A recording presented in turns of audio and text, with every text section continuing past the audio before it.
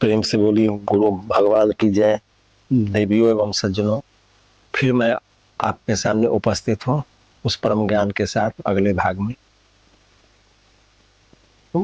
वंदे बोधमय नित्यं गुरु शंकर रूपिणं यामः सिरोति बको अपि चंदे सर्वते वंदते। बोधमय नित्य उस शंकर रूप गुरु को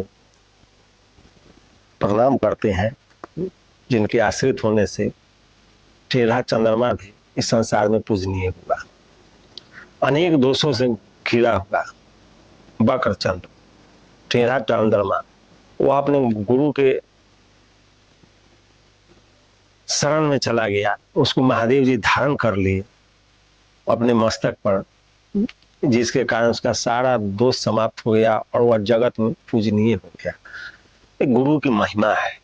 गुरु जिस पर कृपा करते हैं तो उसको इस संसार सागर से पार कर देते हैं, तो बाकी तो कुछ है ही नहीं। भवसागर जो तर गया तो संसार के तरने में क्या उसका समय लगेगा। तो यही गुरु की महिमा है। और ईश्वर की महिमा और गुरु की महिमा अनंत है। सदगुरु प्रभु एक है, या में भेद न मान। भेद मान भव को करे निर्भेदी निर्वाण। सदगुरु और प्रभु एक ही है। उसमें जो भेद समझता है वह भवकूप में पड़ जाता है। जो इस भेद से मुक्त हो जाता है वह महान निर्वाण यानी मोक्ष को प्राप्त कर जाता है। तो यही गुरु की महिमा है। जैसे एक समय की बात है, एक दक्षिण भारत की घटना है। एक भोला नाम का आदमी था। वो अपने गांव में एक रघुनाथ जी के मंदिर था, वहीं रहता था। वो निषाद था जाति से, खेती बाड़ी करता था, किसान था। उसको एक लड़का और एक लड़की था। तो जब लड़की शादी करने वाला हुआ तो उसका लड़का अच्छा था, तो लड़का कोशिश किया कि बहन के शादी अच्छे परिवार में कर दे ताकि इसको कोई दिक्कत नहीं हो। तो अपने पिता से यह राय करके और कहा कि पिताजी अपने बहन की शादी अच्छे घर में हम कर ले ताकि बहन को किसी प्रकार का भविष्य में कष्ट नहीं हो।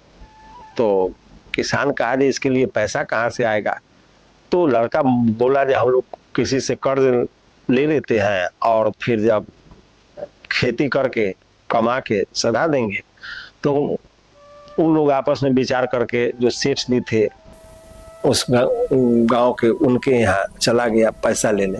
जब सेठ जी के पास पैसा लेने गया तो सेठ जी अपना जो होता है कागज बनवा के उसको पैसा दे दिए। वो अपना लड़की की शादी धूमधाम से कर लिया। अच्छा से अच्छे परिवार में उसका शादी हो गया। अच्छा से खेती हुआ, अपना फसल अच्छा हुआ। 1-2 साल के भीतर में वह किसान सेठ जी का पैसा लौटा दिया। सेठ जी के पैसा लौट गया। अब तो जब पैसा लौटाने गया तो सेठ जी एक रसीद बनाए और रसीद बना करके उसका नाम पता जो पैसा लिए हुए था उस पर सब लिखा गया, पाई पाई चुकता कर दिया। उसके बाद सेठ जी कहे भोला इसको पढ़ लो। तो भोला कहा हमको तो पढ़ने नहीं आता है, तो जाने रघुनाथ जी आप क्या लिखे हुए हैं इसमें, हमको तो कुछ पता नहीं है। तो सेठ जी समझ गया ये अनपढ़ है। तो उस रसीद को रख लिया, एक दूसरा कागज इसको दे दिया। किसान वो कागज लेकर आ गया और अपना रख दिया घर में।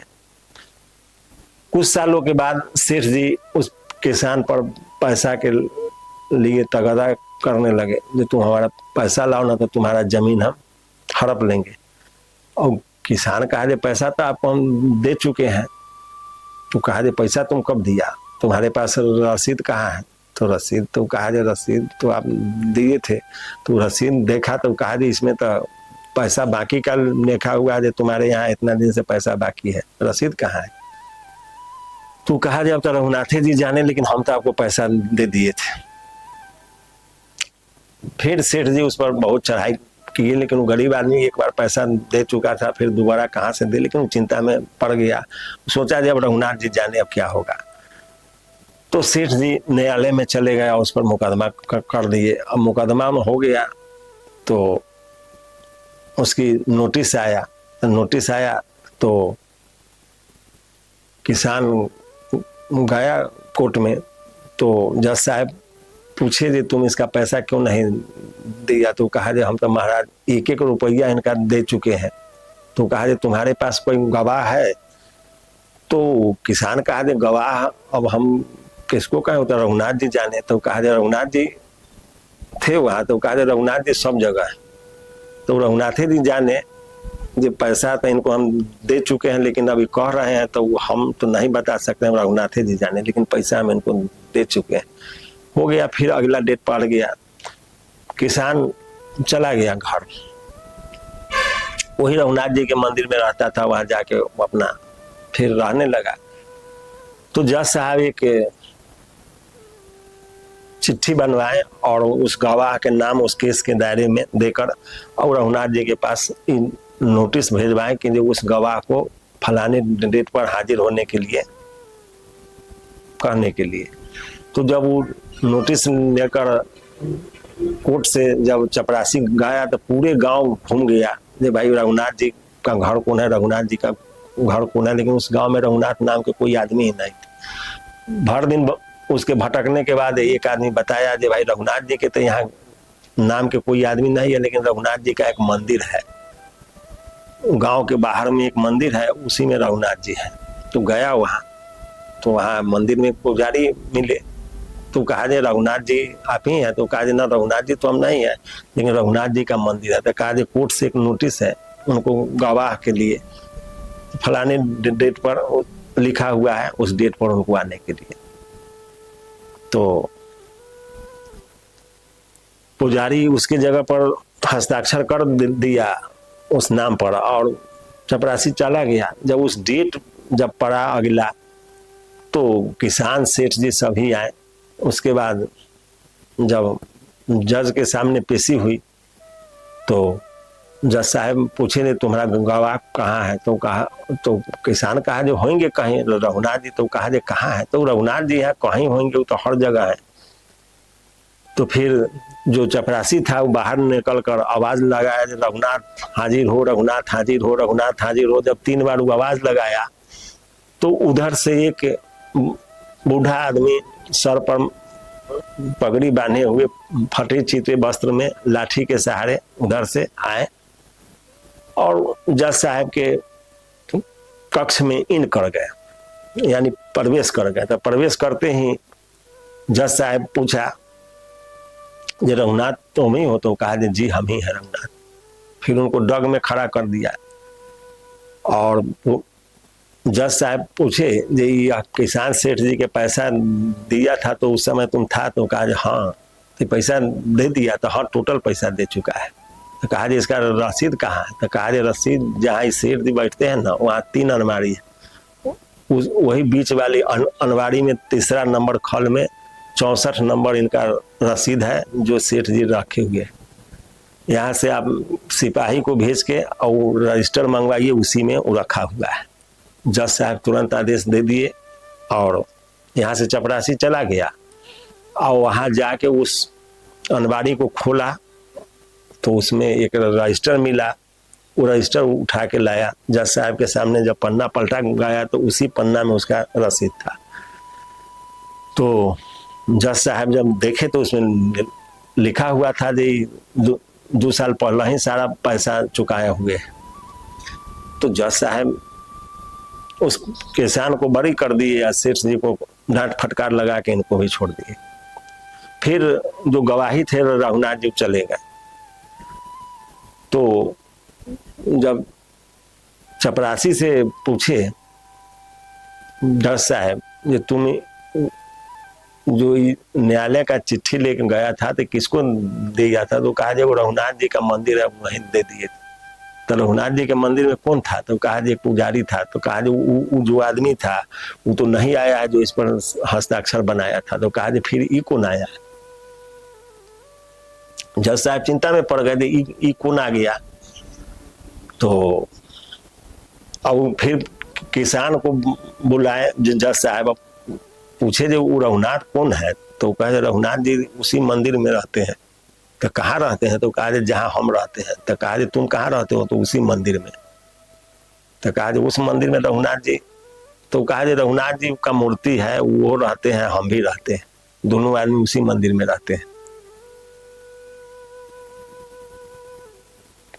तब जज साहब को लगा जी ये तो भगवान चले आए हमारे न्यायालय में गवाही देने, और हम बैठे थे और खड़े थे, और उनके दरबार में सबको जाना है, उनके अदालत में, तो हम यदि जाएंगे तो वहां क्या जवाब देंगे।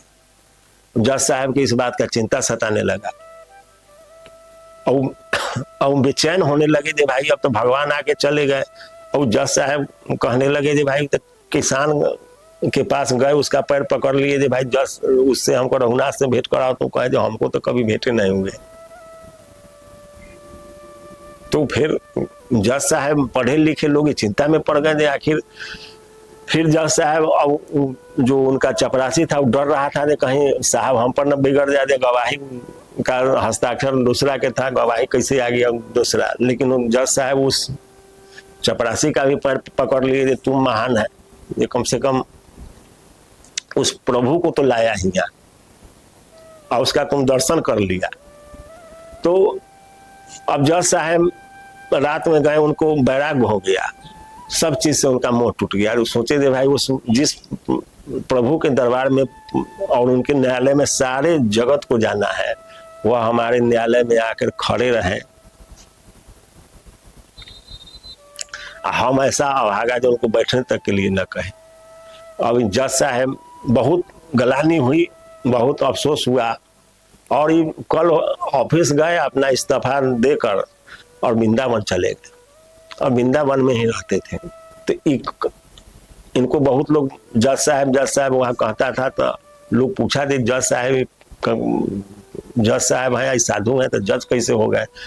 तो वो उनका कहानी लोगों के द्वारा लोगों में फैला, तो लोग जाना। तो जज साहब कभी भगवान के मंदिर में नहीं जाते थे, वो हमेशा खड़ा ही रहते थे।